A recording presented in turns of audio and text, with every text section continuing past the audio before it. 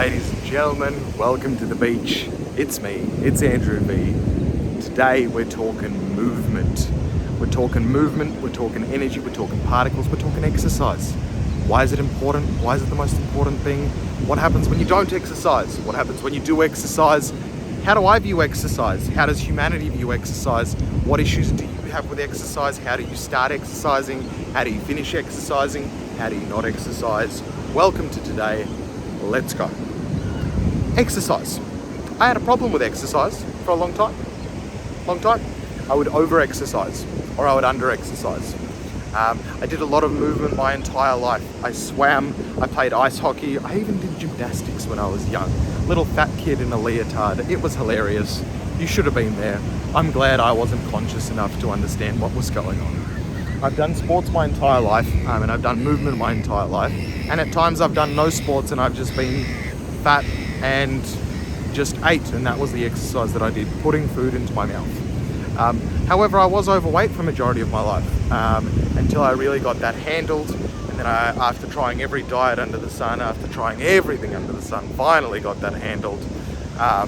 And it was all about mindset and about creating long-term change, and the information wasn't out there truthfully. So then I wrote a book, it became a bestseller, The Psychology of Weight Loss. You probably already know it, right? But exercise and weight loss, firstly, just forget about it. Honestly, forget about it. Exercise and weight loss, forget about it. And I'll do more videos on this at some point, but exercise and weight loss is probably the dumbest thing that you can do. It's not sustainable, and I'll explain why. Because, quite simply, with exercise, it's an added thing that you have to do. It's an added thing, right? So imagine if you're injured, imagine if you can't go outside, imagine if we have a pandemic, imagine if anything in life has happened.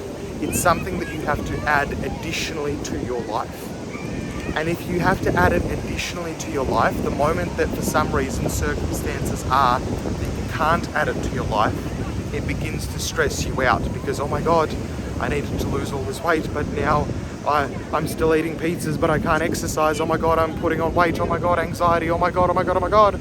So every fitness influencer out there that is telling you that the way to lose weight is through exercise is lying to you, but they kind of maybe don't understand it. So it's not a conscious thing that they're lying to. They just, because they exercise every day, they think it's a big part. It's all about food.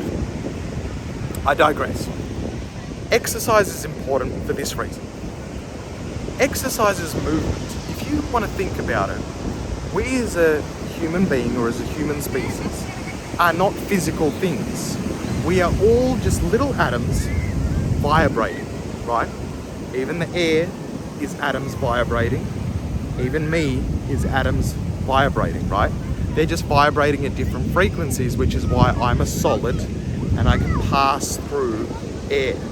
So if I can pass through air, obviously that's not a solid, but there's still particles there.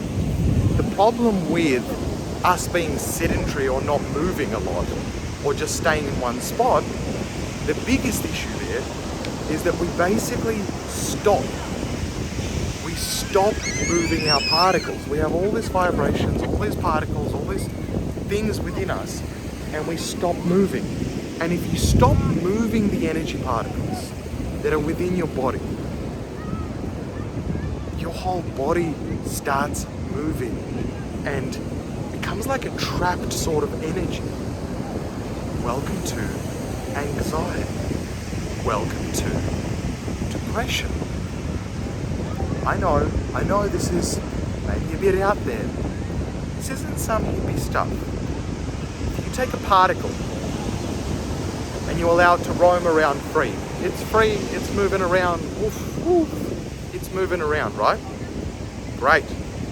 What happens if you take that particle and trap it in a house, in an apartment, on the couch? What happens? Well, eventually that particle's going to start freaking out. Oh, I'm hitting a wall. Oh, I'm hitting a wall. Oh, I'm hitting a wall. Mental health problems. So why does exercise help with mental health? Pretty simple. Because you're allowing your energy, your particles to move. You're allowing them to move. you stop movement, you're trapping those particles. So if you're feeling anxiety, if you're feeling depression, your first point of call is to move those particles. Your particles probably aren't moving. I'm just walking right now, right? I'm not talking intense movement. I'm talking, hey, I'm allowing my particles, my energy to move through. This isn't hippie stuff. I know, don't switch off your brain. Don't switch off your brain. This is pure science. We've gone beyond energies and vibrations and hippie stuff. I always used to think that it was all this just hippie nonsense, woo-woo stuff, right? But science just proves this. It's just we haven't made the logical connection, and instead we have a bunch of businesses and corporations and companies trying to sell you an answer for profit, so they can buy a more expensive car, so they can buy a more expensive phone, so they can be like, oh, look at my house, look at my golden spoons, look at how important I am, oh my God. Yuck, yuck, yuck, yuck, what corporations do. Corporations are always trying to sell you the secret answer, the secret solution, which only causes more problems. If we feed you with medication for your mental health, well, that medication has now brought on new issues. For example, you start breaking out in your skin. That's all right. We've got a product for that. We'll sell you another product for your skin for your skin issues. Oh, that steroid medication for your skin, turns out that's done some weird stuff to your other stuff in another system. Don't worry, we'll set up another business to solve that problem. And then you just keep going around that circle. That's the circle that you're on. That's the circle that we fall into. That's the circle that everybody falls into. And the further away that you can get from that, the better. Really, the further away that you can get from that, the better. And understanding that we as human beings have survived for a reason. I'm not saying that all medicine is bad, and I'm not saying that every solution is bad, but I'm saying that every solution that you look at for mental health or weight loss or everything, look at it through a lens of, well, does this solution potentially create more problems for me? And if the solution creates more problems for me, is it really worth doing the thing itself? Or is it maybe not worth doing the thing itself? You know, like, have a think about it. Choose your hearts. Don't do everything just because you should do everything. Well, choose what you need to do. You don't need to do that. There's nothing more to say about that. That's just what it is, and there's nothing more to say about that. That's why exercising is important. Move every day. What am I here to tell you? I'm here to tell you to move every day. I don't care how you do it. I really don't care. But there's an important thing to do with movement. A lot of people say just do the hardest movement. Oh, I'm going to do the hardest movement. I see somebody else playing hockey, I'm going to do hockey. Or I see somebody else walking, I'm going to do walking. The exercise, and it's been proven now by science, the only exercise that is actually good for you is the exercise that you enjoy. If you don't enjoy the exercise, your body will not produce serotonin. Serotonin is the happy chemical, and it will make you hate the exercise, and it won't produce the mental health benefits that you want. So instead, wherever you're at, you have to start with the exercise that you most enjoy. Now, you could be extremely overweight, you can be extremely fat and lazy and not exercise a day in your life. And maybe in the start for you, it's just walking to the shops and back, and that's the kind of movement that you're okay with. And don't compare yourself to anybody else. That means that's where you start. Start there. Then you'll feel better, you'll be more active. Over time, you'll be like, oh, well, you know what? I want to try not just walking, I want to try running. Or I want to try doing a social group or a social training, and then do that.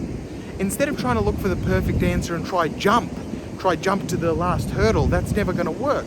Start with where you're at, and it's something that I have to keep reminding myself of, that I have to start with where I'm at. Don't start anywhere else, start with where I'm at. For me at the moment, I enjoy gym, and I enjoy walking on the beach recently. That's been phenomenal, right? And I also enjoy yoga. At a time I was enjoying yin yoga. Now I'm feeling I now want vinyasa yoga because I've tried that and I'm really enjoying that. So it's about choosing whatever movement serves you currently and whatever makes you happy currently. You don't need it to be anything else other than your own movement. That's it. Just choose the movement that makes you happy and start moving, and do it every day. and do it every day and make that the only change that you make. Don't even change your diet, don't even change anything else. Just start there. Start there. Don't make any other changes, and start to notice how you feel after a week. Did your mental health improve? Are you happier? Are you sleeping better? Are you sleeping worse? Are you sore? What's going on? Start paying attention to the changes that you make, and then what happens to your body with those changes. That's where the magic is. That's where the real magic is. You know, I'm looking at amazing views right now. I just want to point that out. Look at how brilliant that is. I mean, I've designed this life from scratch. It's phenomenal to me that I designed this life in my head of I just want to travel the world and inspire people and live my best life, do whatever I want to do in whichever place in the world, and inspire people along the way to do the same thing. And I designed that in my life, and for that I was unhealthy, I was overweight, I didn't move, I was in a 9-to-5 job, I was erratic, I had started many businesses before and failed, and I just didn't know exactly what I wanted, or I didn't really believe in myself. And then essentially I had to redesign every single bit of myself, from my health to my nutrition to my mindset to my organization, and I'm only still getting better. I've sold my house, I sold all my cars. That's an issue, you know. I've had to choose my partners, who I'm around, what friends I'm around. I have to get rid of friends. All of that was just a part of changes. Now I know that this isn't to do with exercise, but it kind of is, because if you're struggling in your life, if there's an itch, if there's an anxiety, a mental health stuff, well, you've got to start with the small things. Start moving every day. I just want to inspire you to just start moving every day. Start moving every day. You're worth it. You're worth it. Stop looking for the secret answer, the shortcut. There's no shortcut. There isn't. I'm sorry. I wish I could sell you the shortcut.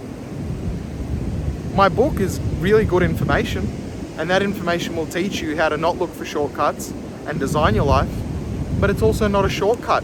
It's not an easy read. It's going to cause you to confront stuff that you've never had to confront before.